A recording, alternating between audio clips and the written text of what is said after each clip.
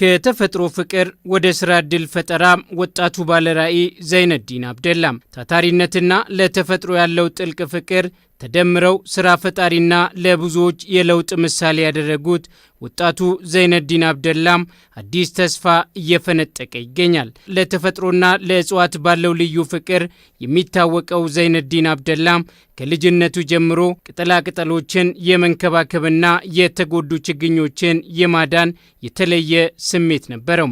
ይህ የልጅነት ፍቅሩ በጊዜ ሂደት ወደ ትልቅ የኢኮኖሚ አቅምና የስራ ዕድል ፈጠራ ተቀይሯል። የዘይነዲን የጉዞ ስኬት ግን አልጋ በአልጋ የተነጠፈ አልነበረም። ይህን ስራ ከመግባቴ በፊት ከስደት ተመላሽ ነኝ እና ከስደት ተመልሼ ቀጥታ ወደ ስራው ከመግባቴ በፊት አካባቢን በመቃኘት ላይ ሳለሁኝ እዛም ብዙ ስራ ዕድሎችን ፈጥሬ ብዙ የስራ አጦችን ስራ በማስገባት እገኝ ነበር እና ወደ ኢትዮጵያም ተመልሼ አረንጓዴ ቅጠላቅጠሎች በየቦታው የወደቁትን በማንሳትና የተከራየውበት ቤት ላይ በመስራት እንዲሁም በአህያ ጋሪ አዙሮ በመሸጥ ተዳደር ነበር እና በመቀጠል ይኸው አሁን የምታየውን የፍራፍሬ ችግኞችን የውበት ችግኞችንና እንደውም አድርሰን ፍሬያቸው የደረሱ ችግኞች የሚገኙበትን ተቋም እየመሰረትን እንገኛለን። እነዚህ ተደራራቢ መሰናክሎች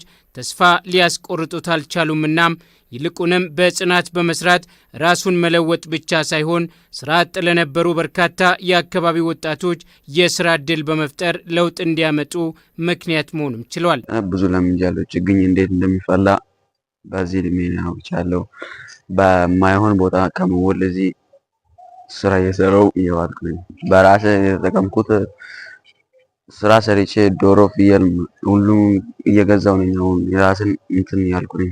ብዙ ነገር ለውጥ አግኝቻለሁ። ብርም አግኝቻለሁ። ሌላ ነገር ለውጥ አግኝቻለሁ።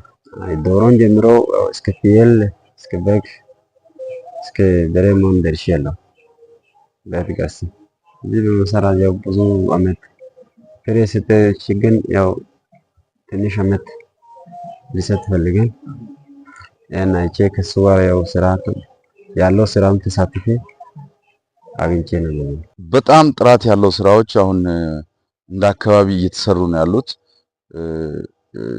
የራስን ጥቅም የማስቀደም ሳይሆን የሀገርን ጥቅም በማስቀደም እየተሰራ ያለ ስራ እኛም ተሳትፈን እየሰራን ነው ያለ ነው እና ጥራቱን የጠበቀ ደረጃውን የጠበቀ ስራዎች ከተማችን ላይ እየተሰሩ እያየን ነው እና በጣም ደስ የሚል ስራ ነው። እኛንም ወደ ጥቅም እየጋበዘን ነው።